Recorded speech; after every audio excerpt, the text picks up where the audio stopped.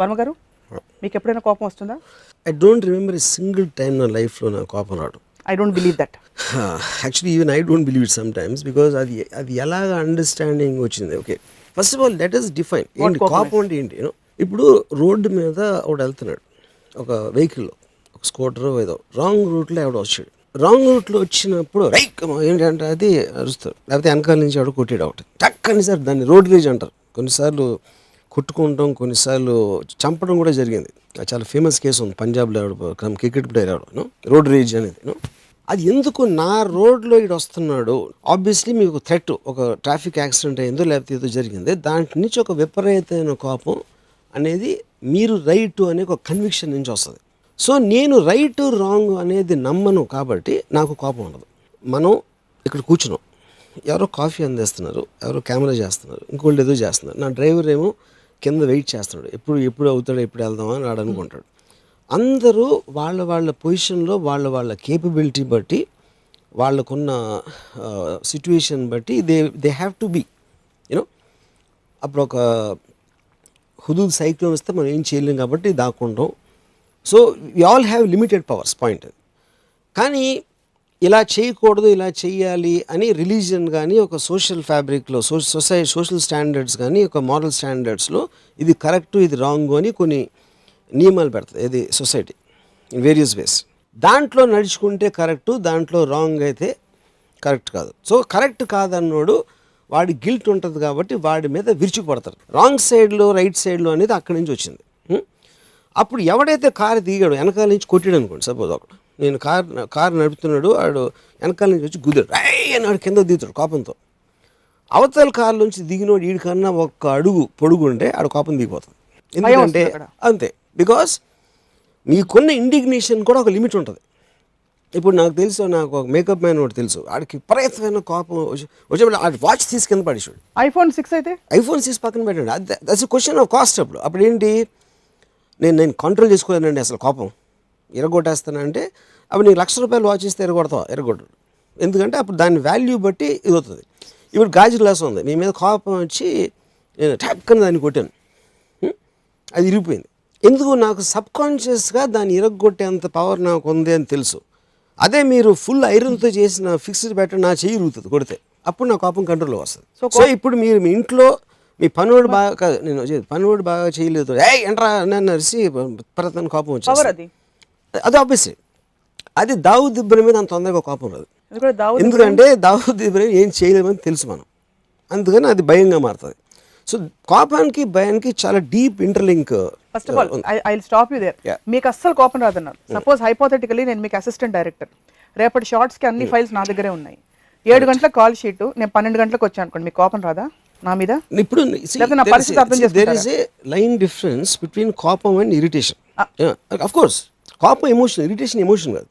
Irritation అనేది మీరు చేసేదాన్ని ఎవరు ఆపుతున్నారు, ఆపుతున్నప్పుడు నేను తెలిసే ఏంట్రా ఇది అంటాను, ఇంత పని చేస్తావా, అది కోపం అంటే, అది that is emotion driven thing, అది నాకు రాదు.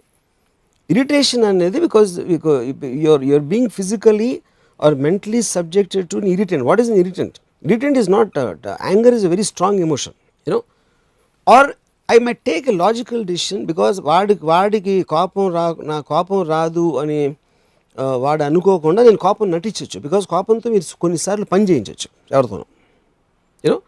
ఇప్పుడు చాలాసార్లు ఇప్పుడు ఇంకొక ఎగ్జాంపుల్, ఒక భార్యకి కోపం వస్తుంది భర్త మీద, ఏంటంటే రీతికి వచ్చాడా ఏంటి ఏదో నిలదొక్కుతుందని మాట్లాడతాం. అది ఎప్పుడు అవుతుంది, బికాజ్ నేను భార్యని, నన్ను చూసుకోవాల్సిన ధర్మం నీకుంది అని ఒక ఆ గిల్ట్ ఆస్పెక్ట్ మీద షీల్ ప్లే ఆఫ్ ద కోపం.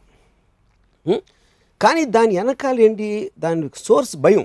ఇంకొకసారి పెళ్ళి అయిపోయిన తర్వాత ద ఓన్లీ థింగ్ అంటే, నాకు తెలిసిన ఒక కపుల్ చెప్తున్నాను, ఆడికి ఎఫ్ఐఆర్ ఉందా అని ఒక అనుమానం వచ్చింది. ఉంటే ఆ అనుమానం నుంచి నువ్వు రావట్లేదు లేకపోతే అది ఇది అని కొన్ని ఇలా చెప్పేసి the anger will be rising, గొడవలు ఏదో స్టార్ట్ అవుతుంది. అప్పుడు వాడి ఫీలింగ్ మారిపోయింది, వాడి తప్ప అనేది that's a separate topic all together. But fundamentally అదే కోపం ఒక అమ్మాయి ఎఫ్ఐఆర్ ఉన్న అమ్మాయికి అంత తొందరగా రాదు, because she will feel that she doesn't have the what you call stand.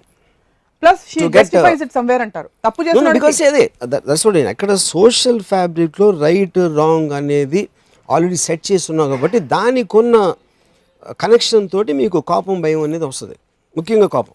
అవును, నాకు ఎందుకు వస్తుందని కాదు, it's right of indignation which is called. ఇప్పుడు ఒక పాము ఉందనుకోండి, సపోజ్ పాము కలిస్తే చచ్చిపోదని తెలిసినావు, అప్పుడు నేను ఆ పాముని స్టడీ అయినా చేయొచ్చు, లేకపోతే పక్క నుంచి వెళ్ళొచ్చు, దాని నుంచి దూకటానికి ట్రై చేయొచ్చు, దాన్ని చంపచ్చు, కానీ కోపం రాకూడదు.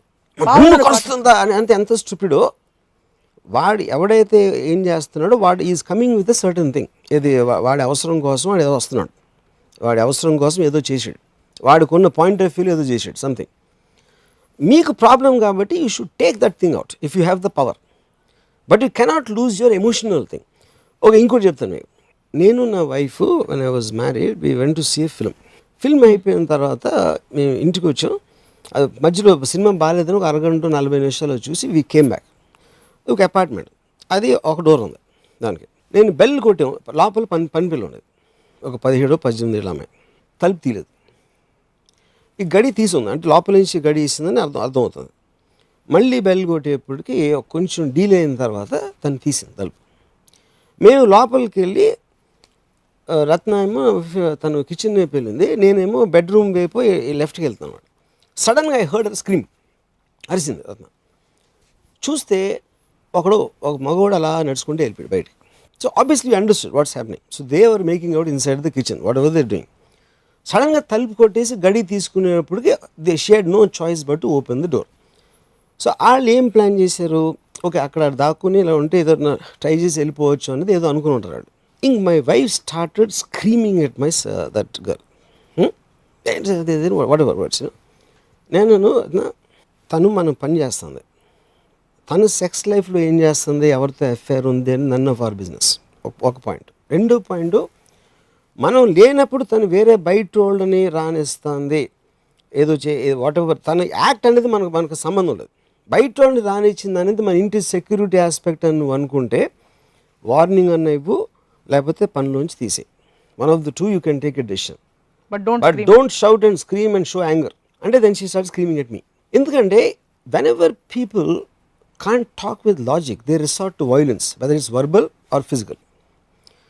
అప్పుడు అదే ప్లేస్లో ఒక మా ఫాదర్ ఎవరు ఉన్నారు అనుకోండి, అంటే I'm talking about a more stronger man, నన్ను కొట్టేవారు.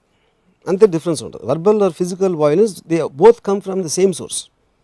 అప్పుడు ఎందుకు you are feeling a tremor, ఇంత పని చేస్తావా అని అనేది ఫస్ట్ ఆ పని ఏంటో తెలీదు, నీ రైట్ ఏంటో తెలీదు. But it is every program reaction is like that. It comes from your belief system. So that is the verbal violence and physical violence కి అంతే డిఫరెన్స్. సో ఇరిటేషన్ అనేది దోమ కుడితే చింగ్ అంటుంది, అప్పుడు మనం ఇలా అంటాం, దాని మీద కోపం రాదు. You know you want to take it away. It is causing a physical discomfort. అలా కదా నేను ఇందాక లేట్గా వచ్చాను కదా షూటింగ్కి, అప్పుడు మీకు ఇరిటేషన్ ఎందుకు వచ్చింది? నాకు ఇరిటేషన్ ఏం రాలేదు. ఇరిటేషన్ వస్తుందని చెప్పారు కదా మీరు. నేను ఒకవేళ లేట్ గా షూటింగ్ వస్తే మీ అసిస్టెంట్,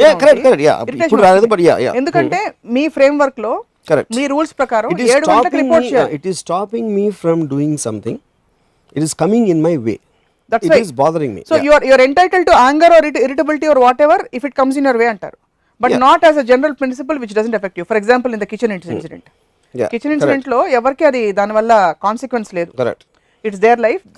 అక్కడ కోపం రాకూడదు, మిగతా చోట్ల రావచ్చు అంటున్నారు, అంతేనా? కాదు, నేను అలా అంటలేదు. కోపం అనే వర్డ్కి మీనింగ్, కోపం అని irritation they both are completely two different classes. I don't think they should be mixed. కోపం అనేది ఇప్పుడు మీరు ఆ టక్ అని ఒక వెనకాల నుంచి కారు కొట్టినప్పుడు ఈ జర్క్ తోటి మీకు ఇరిటేషన్ వస్తుంది, కానీ వాడి మీద అరిసేయటం అనేది కోపం నుంచి వస్తుంది. ఇలా కొడతాం అనేది where you are losing your own energy, or losing your own aspect without checking it.